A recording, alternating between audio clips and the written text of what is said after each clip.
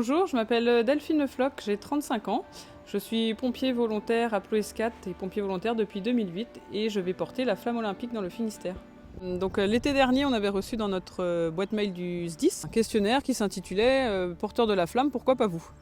Et du coup, par sincèrement le plus pur des hasards, j'avais répondu aux questions. Et au mois de décembre, j'avais reçu un appel d'une élue du département pour me dire que Maëlle de Calan venait juste ce jour-là de me tirer au sort donc pour être porteuse de la flamme olympique. Forcément, la première impression, ça a été de l'étonnement, de la surprise et même ne pas y croire sincèrement. Après, de la fierté, mine de rien. Et c'est quelque chose qu'on n'imaginera jamais faire dans notre vie et qu'on ne refera probablement jamais. Mettre en avant aussi que tout ce monde-là, le monde du sport et le monde des pompiers se féminise aussi. Et je pense que c'est aussi la petite fierté en plus d'être une femme qui a été tirée au sort pour représenter ce monde-là, des pompiers, du sport. La flamme olympique passe dans le Finistère le vendredi 7 juin, dans les Monts d'Arrée à 17h07. Et du coup, je suis convoquée une petite heure à l'avance pour qu'on reçoive là-bas notre uniforme officiel de porteur de flamme et puis faire une sorte de petit entraînement.